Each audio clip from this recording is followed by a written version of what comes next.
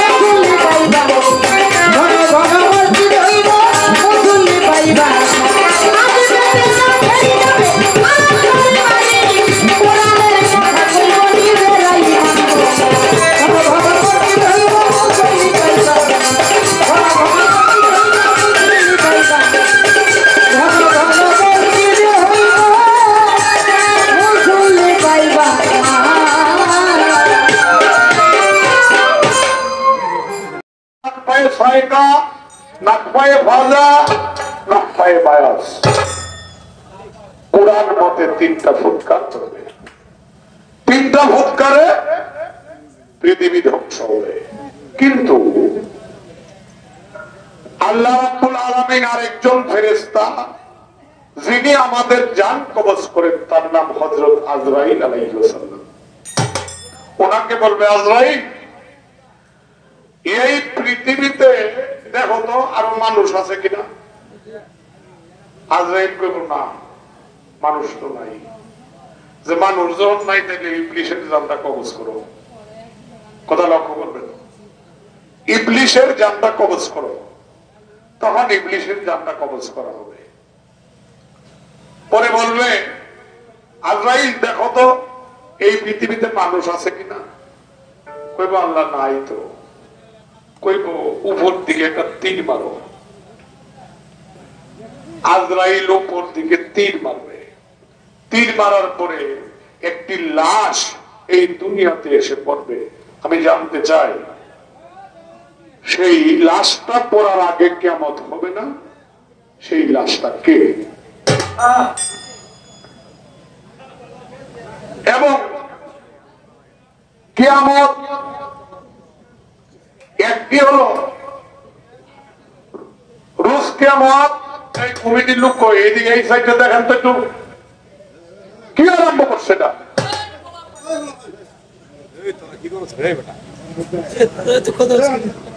ধন্যবাদ। সব এলাকায় ভাইরাল ঢুকে গেছে, এটা আসেন না এলাকায়।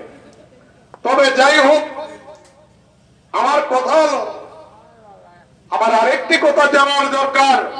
আল্লাহ রাব্বুল আলামিন কিয়ামত করবেন কোন সময়? মুহররম চাঁদের 10, রোজ শুক্রবার, সময় মাগরিব। তাইলে আমরা একজন মারা গেলে কি কয়? যে মরে তার জন্য কিয়ামত নাকি? তাইলে আমি জানতে চাই, যে মরে তার জন্য যদি কিয়ামত হয়, তাহলে তার ভিতরে আমি দেহর মধ্যে আপনাকে প্রশ্ন করছি, আপনি বলবেন এই মুহররমের 10 আর শুক্রবার, সময় মাগরিব, এই দেহের সঙ্গে মিল কি? এই পর্যন্তই। ধন্যবাদ। আমি আরেকটি গান করি।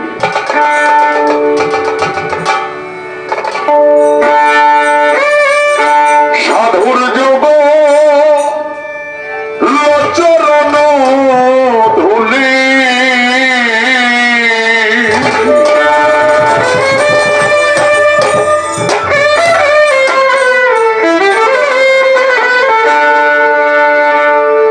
ও সাধুর যুগল চরণ ধুলি লাগবে নিয়ে পাপীর গায়, আশার সিন্ধু তীরে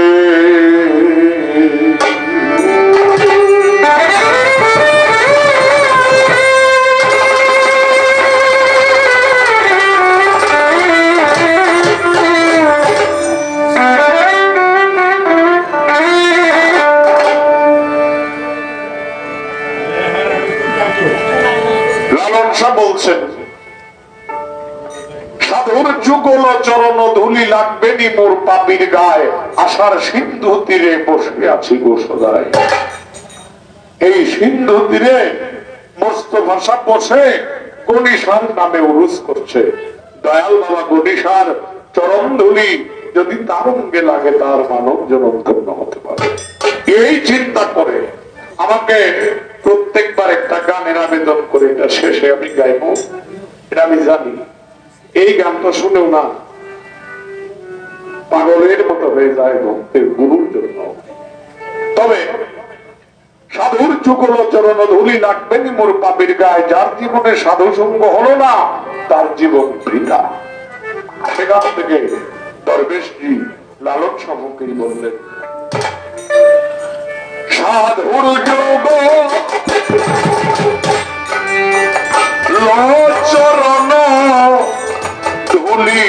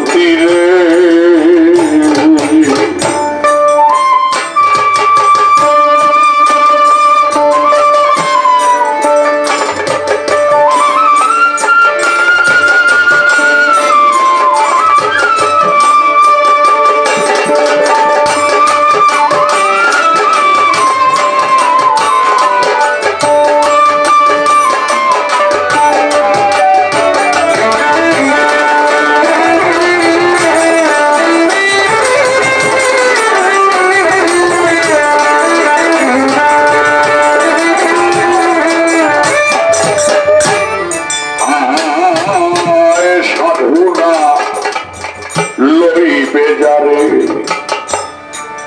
কে আর লো ইবে তারে মস্ত ভাটা সাধু নালো ইবে যারে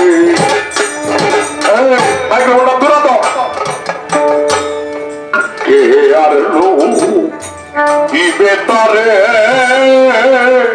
ও তুমি জানাও মহিমা করো পাপ ক্ষমা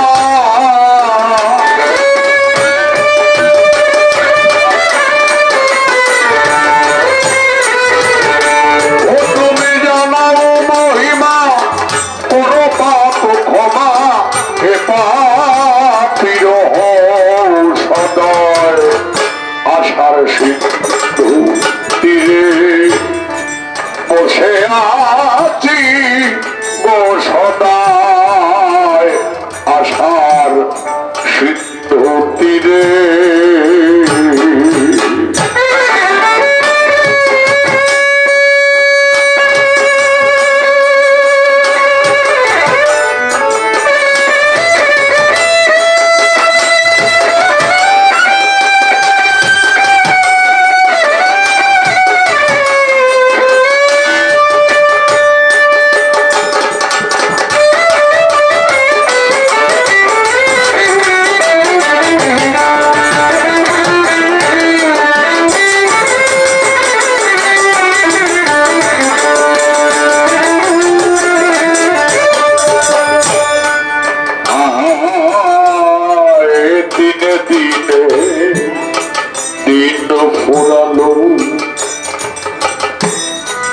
মহাকালে ঘিরে নিল আমার দিনে দিনে দিন ফোরালো মহাকালে ঘিরে নিল কেটে বলে মোর হলালো ইন হলো ভজ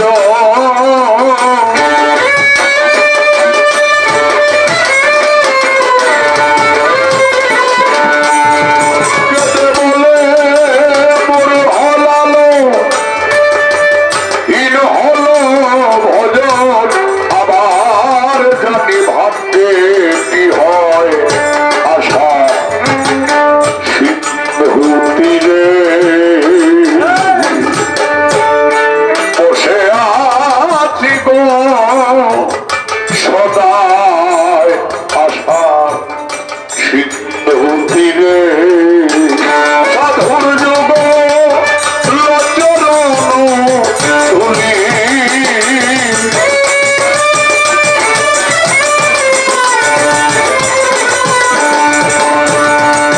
ও সাধুর যুগ লজ্জরণ ধুলি লাগবে গিয়ে পাটির গায় আশার সিন্ধু তীরে বসে আছি সদায় আশার সিন্ধু তীরে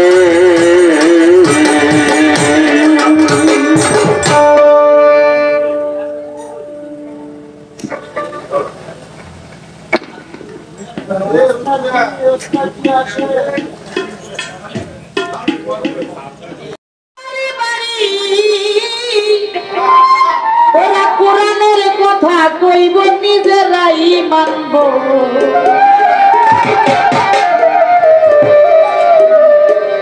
ঘরে ঘরে মসজিদ হইব মুসল্লি পাইবা ঘরে ঘন মসজিদ হইব মুসল্লি পাইবা না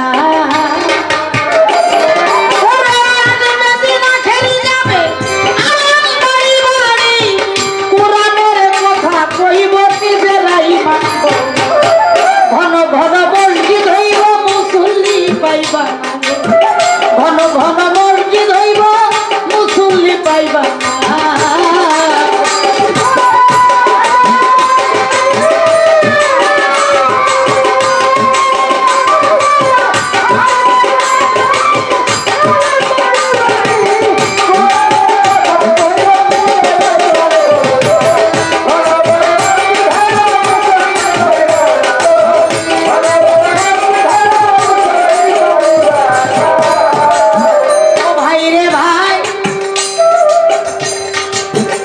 ভাইরে কিয়ামতের দিন ঘনাবে, বান্দির পেটে বাচ্চা হবে, নিজের জমি পতিত রবে, আবাদ হইব না।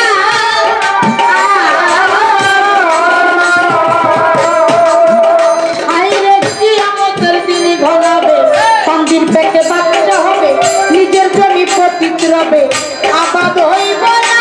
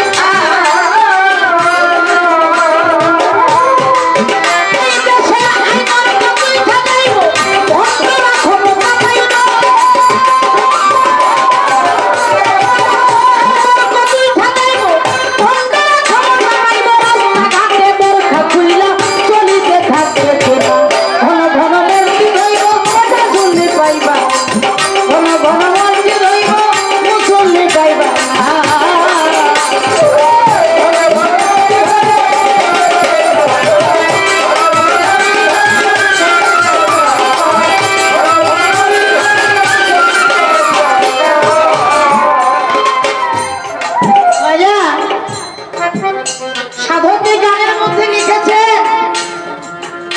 ভাইরে ভাই কিয়ামতের দিন ঘনাবে, বান্দির পেটে বাচ্চা হবে, নিজের জমিন পতিত রবে, আবাদ হবে না।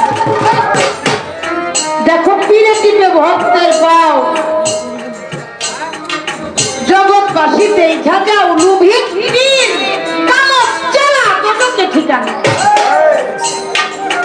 তাইয়া এই দেশের বড় বড় সাধুরা সম্মান পায় না কেন? কারণ এখন সাজা পীরের অভাব নাই। সাজা পীরের দশা হইল বাজানারির মতো। কারণ সাজা পীর আমাদের দেশে ভরে গেছে, আলেম নামের জালেম যেমন এই জগৎ ভরে গেছে, তেমন একটা গুণী পীর সারা জীবন পীরের বাড়িতে গোলামি করতে করতে নিজের দেহটাকে পুরাইয়া ছাই করে দিছে, তারপর গুরু তার দিকে তাকাই না। আর এখন 2-4 লাখ টাকা হইলেই উনি খেলা পায়। এই হলো আমাদের দুনিয়ার অবস্থা। সাধক বলেছেন, আরো কি বলেছেন একটু লক্ষ্য করবেন। ও ভাই রে ভাই, আরে ভাই রাখে না ভাইয়ের মান, একটি বাপের 2 সন্তান, কেহ বাজার কারো দিকে ফিরাও চাইব না।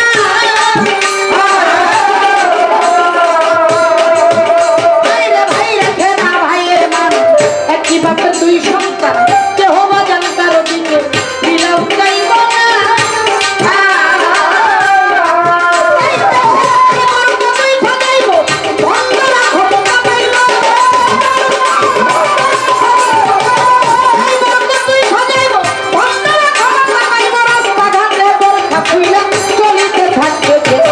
ঘন ঘন বন্দি হইব মুসল্লি পাইবা, ঘন ঘন বন্দি হইব মুসল্লি পাইবা।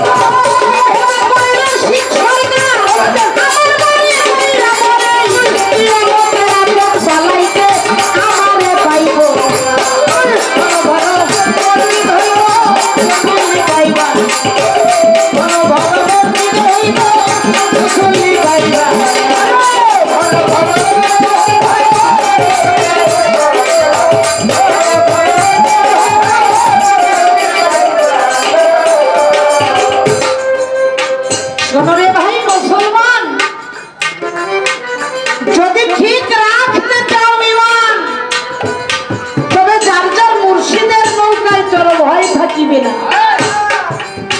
ভেবে কইল শীত সরকার আমার বাড়ি পইরামর, এই কিয়ামতের আপদ পালাইতে আমারে পাইব না, পাইব।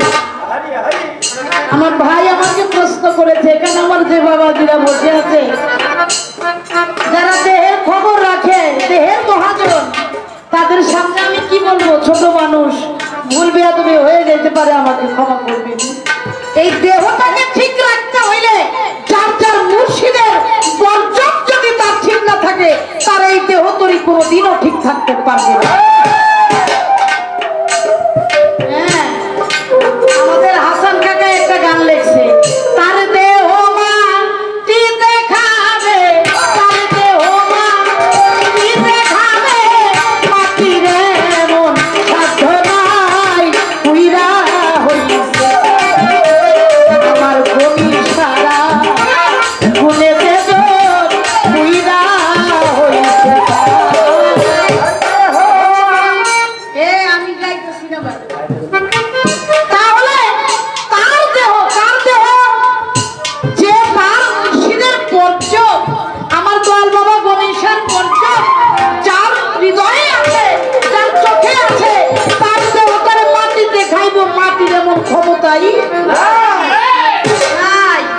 আর আমার দেহ প্রতিনিয়ত, প্রত্যেক সেকেন্ডে, প্রত্যেক মিনিটে আমি ধ্বংসের মুখে ঠেলে দিচ্ছি, কিয়ামতের মুখে ঠেলে দিচ্ছি। সেকেন্ডে সেকেন্ডে আমার মৃত্যু হচ্ছেই হচ্ছে। আমি এর চাইতে আর বেশি জানি না ভাই। দেহকে ভালো রাখতে হইলে আমি জানি মুর্শিদ বর্জক ছাড়া নিজের দেহের আমানতকে ঠিক রাখা সম্ভব।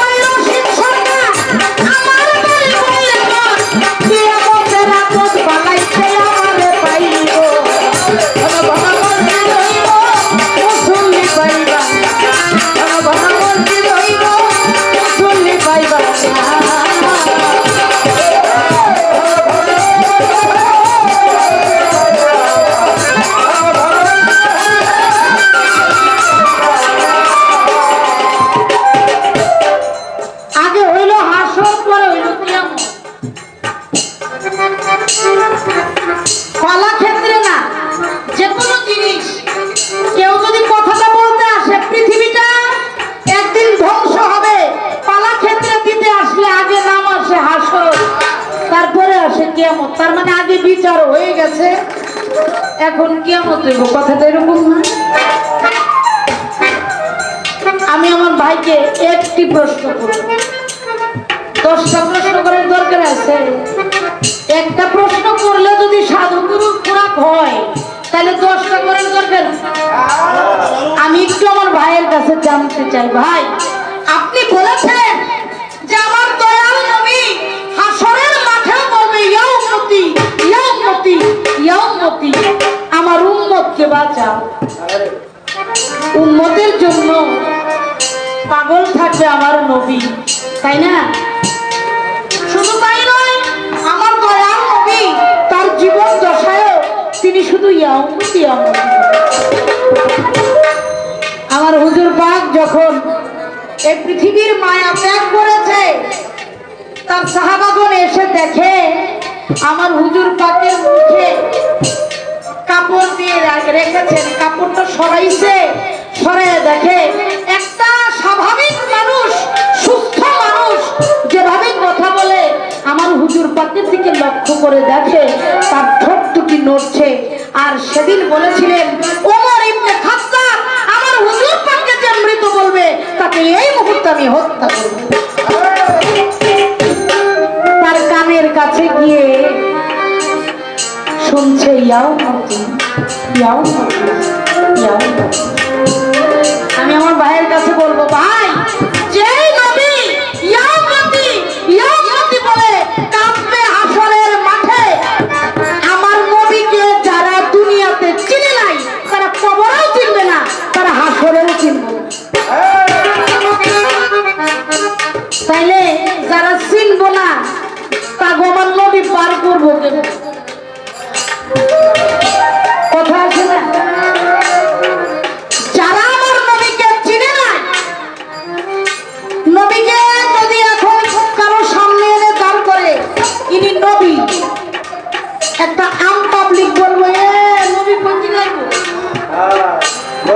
বলবে না ভাইজান? বলবে। বলবে। তাহলে যার সাথে যার মাখামাখি তার সাথে তার হাসর নসর হবে। তাহলে দয়াল নবীর সাথে যার হাসর নসর হয় নাই তারা আমার নবীকে চিনবে কিভাবে, তাদেরকে নবী পার করবে হাসরের মাঠে কিভাবে, এটা আমাদের জানতে হবে। এটা আপনি আমাদেরকে একটু বলবেন, তাদের দশাটা কি হবে, সেই হাসরের মাঠে তারা কিভাবে পার হয়ে যাবে। আবার আমার দয়াল নবী বলেছেন আমার একজন উম্মত বাকি থাকতে আমি বেহেশতে যাব। এটা আপনি একটু বাউ করে দিবেন, একটাই প্রশ্ন।